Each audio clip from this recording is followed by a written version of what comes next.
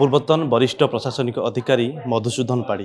पूर्वर बहुत गुरुत्वपूर्ण पदवी रही विभिन्न जिलार जिलापाल रही वर्तमान से राज्य मुख्य निर्वाचन कमिशनर भाव दायित्व नहीं विधिवत भाव सार अच्छा आम सहित आलोचना करवा सर आपको तो प्रथम बहुत सारा शुभेच्छा अभिनंदन गुरुत्वपूर्ण पदवी गुरुत्वपूर्ण पदवी आज अवस्थापित हेले प्रथम प्रतिक्रिया आप जानवा चाहिए एत बड़ गुरु दायित्व देखो राज्य सरकार यही गुरु दायित्व मत देइचंती लोकंकर अपेक्षा राज्य सरकार अपेक्षा जे केमती ए दायित्वटा ठीक भाव में सुचारू रूपे निभे प्रभु जगन्नाथ का आशीर्वाद रु आशा करछि निश्चित भाव में दायित्व भल भाव निर्वाह कर पारिबे। आगु बहु गुरुत्वपूर्ण पदवी रही प्रशासनिक अधिकारी प्रशासनिक स्तर को बहुत निपुण भाव आप जानते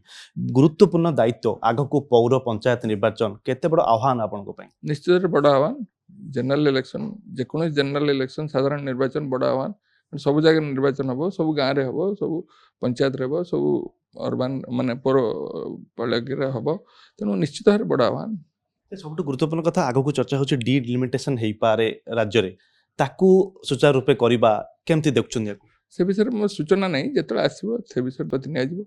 डिलिमिटेशन राज्य सरकार जब करेंगे से कारण सब निर्वाचन पूर्व पंचायत डिलिमिटेशन होता है कारण पॉपुलेशन अनुसार होता है तेणु से गोटे स्वाभाविक प्रक्रिया बहुत बड़ कथा नहीं जदि हम हम सर आम देखा विभिन्न समय उपनिर्वाचन भी हुए राज्य में ताकू मझे मझे उपनिर्वाचन हम बेले बेले दुर्घटनावशत भी उपनिर्वाचन हुए आकू मझे मैनेज करवा प्रशासनिक अधिकारी को नहीं सांगरे चलवा ए सब को आप केमती देखते तो उपनिर्वाचन गोटे गोटे स्थानीय निर्वाचन यहाँ हूँ सबुआड़े हेनी तेणु साधारण निर्वाचनटा कष्ट उपनिर्वाचनटा एत कष्टकर नुहे कारण गोटे अल्प जगार होता है भल भाव सुचारू रूपे निर्वाचन प्रक्रिया को आम चल पार भल ठीक भाव ऑर्गेनाइज कर राजनीतिक स्तर में विभिन्न आरोप प्रत्यारोप बेले बेले भी आसे स्वच्छता मेंटेन करबा गोटे सबुठ गुरुत्वपूर्ण अंग कि देखु राजनीतिक भीतर जो कथबार्ता रही निश्चित भाव में से आम प्रभावित हबू ना कि जब किसी जेन्युइन इश्यू अच्छी निश्चित भाव में नबू नजर को लेकिन एक्शन नबू। शेष प्रश्न मोर भोटर मानक आपण दायित्व नेबा परे निवेदन कौन रहिबो देखु एबे होची आम निर्वाचन जनरल निर्वाचन इलेक्शन आसिले आम निश्चित भाव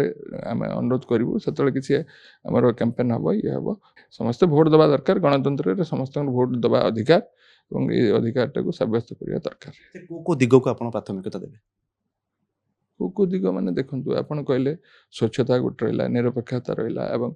एफिशिएंसी बा सुचारू रूपे केमती आम करवा ये तीन टा दिग और पब्लिक कन्वीनियंस आप देखुले आम सहित राज्य मुख्य निर्वाचन कमिशनर मधुसूदन पाढ़ी थे